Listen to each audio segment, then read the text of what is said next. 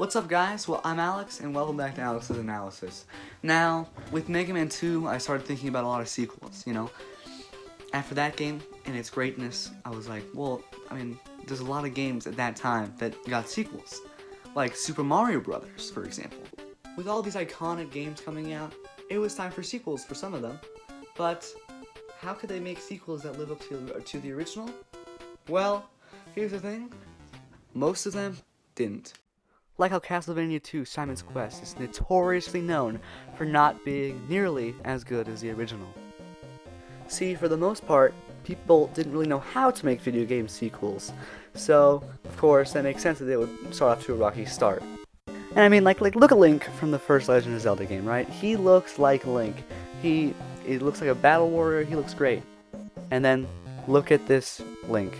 He looks like if I were to dress up as Link. But I mean, look at Mario, big man Mario, the ultimate gaming icon.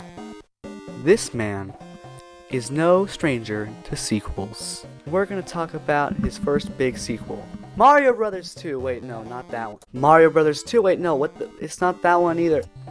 Mario Brothers 2. This one, actually. Super Mario 2, at least the version that we got in America.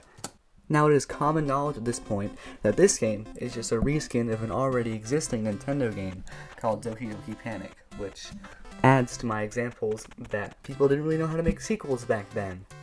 But then again, the only reason this game exists is because the real Mario Bros. 2, Mario Bros. The Lost Levels as we call it, was just changed because it was way too difficult. So, the people in Nintendo of America was like, this game is way too difficult, please just make a new game. And then, they didn't. Instead, we got a reskinned port of an already existing game. But, thankfully, this game is amazing. This game is the most interesting and unique game out of all of the classic Marios, which is probably just because it's an already existing game that wasn't a Mario game. But, that doesn't matter because it's already a really good game on surface level.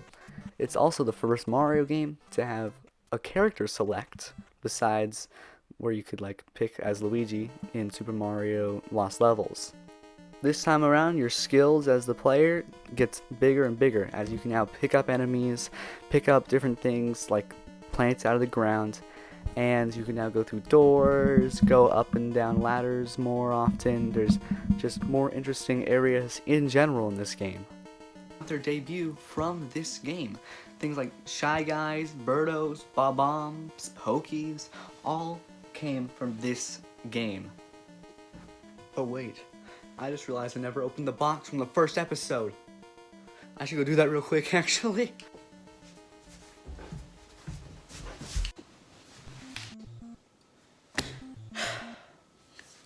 Here it is, the box. Let's see what happens when I press the button.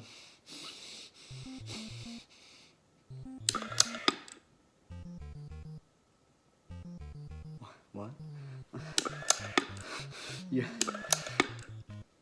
You're kidding me, right?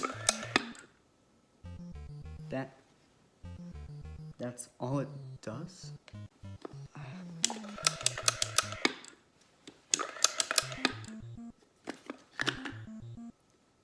There's something in it.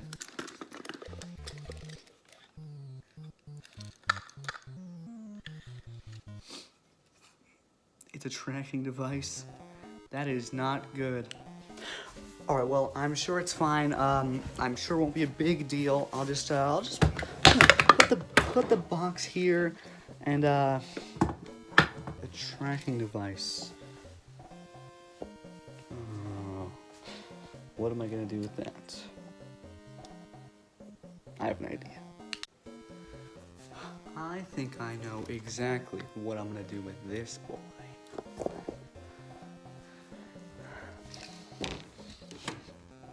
it's locked. Should have remembered that I locked it.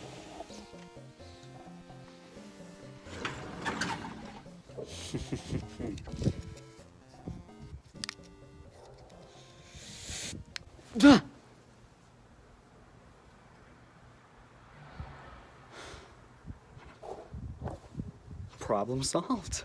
But anyways, back to Mario Brothers 2. This is one of the best Mario games for a number of reasons, I would say. First of all, it's one of the most creative Mario games that we have, with the different choices between characters, different enemies, and the fact that you have to go up in this game a lot more than pretty much any other Mario game. Also, it's got a really good soundtrack, it's got tight controls, anything you want per Mario game, this game has it without even being a Mario game, which is why I think Nintendo picked this game in general to turn into a Mario game. And the soundtrack is so good that it even passes the pause test. What is the pause test, you might be asking? Well, what is the pause test? Well, as you can see right here, see how I got the game right here? When you pause the game, some games, if they're really great, make it so it plays only the bass and the drum track of the song. Now, this isn't very important, but it's one of my favorite things probably ever.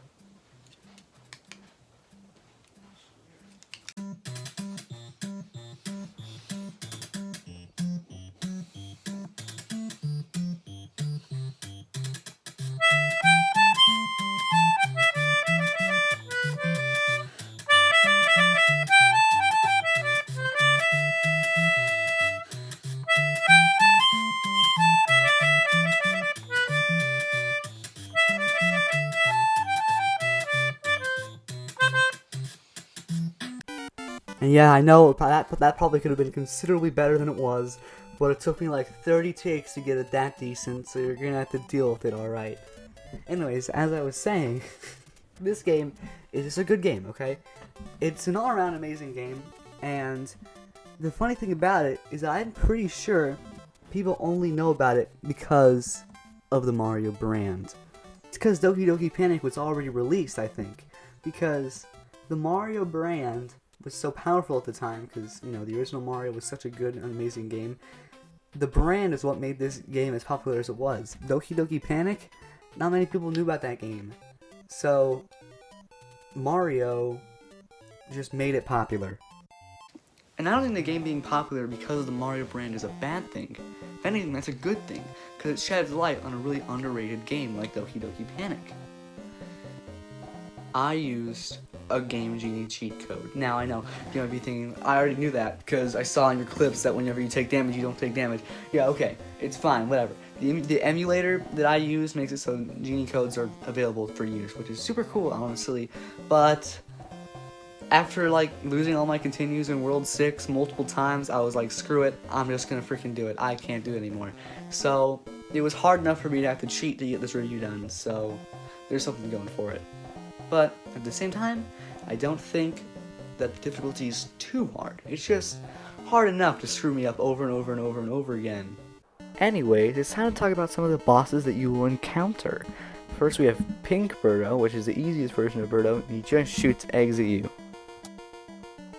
And then next up we have Green Birdo, who is slightly harder because he shoots fireballs instead of eggs, and you have to use these little like mushroom thingies in order to hit her.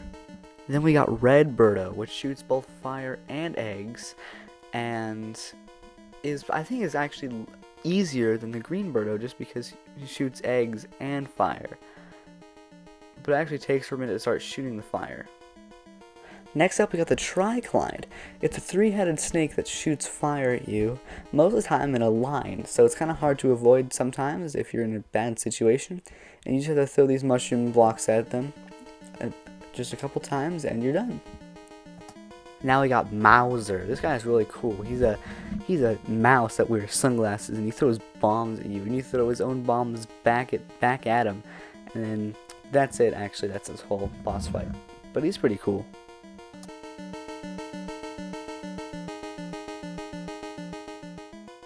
And then we have Gray Birdo, which is like Green Birdo but faster, I think. I don't know, he's actually didn't give me that hard of a time, so I don't actually know what the difference between green and gray is. So yeah.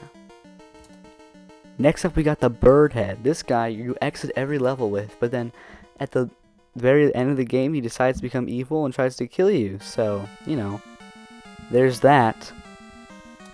And the moment you've all been waiting for, the final boss of Mario Bros. 2, Wart. This guy is pretty challenging. He shoots a bunch of like heavy bubbles at you for some reason, and you have to try to take one of the vegetables that are flying from the middle and shoot him in his mouth while he's opening it, while he's shooting stuff at you, which makes the timing kind of difficult, and it's a well-paced boss fight. And I mean, while we're talking about Wart, we might as well talk about the end of the game as well. Basically, the game ends with you defeating Wart. He turns gray, and then you go into this door, and then you take off like a cap off of this pipe, and then you save all the fairies, and everyone lives happily ever after. One of the cool things that happens at the end is that you get to see who you use the most, and I guess I used Princess the most, although I didn't really play that many levels because I used a lot of warp zones. Ah, yes, the ending. As it turns out, in order to make it so it makes more sense in the Mario timeline, they made it so Mario just dreamed it the whole freaking time, so they don't have to talk about this ever again. Hooray! Ah, yes, the classic "'tis was a dream" trope. Yeah, I know, kind of a dissatisfying ending if I'm being honest, but hey, I think, honestly, it's a perfect way to cap off the ending of the weird kid in the neighborhood of the Super Mario Bros. Franchise. I mean, hey, come on, ending a Mario game with a dream, like, that would be like if I were to end my own video with, like, the power suddenly going out, or something, like, revealing that the next episode is gonna be, like, something that's, like, big, you know, whatever. Freaking loser, I totally tell you, I don't know anymore.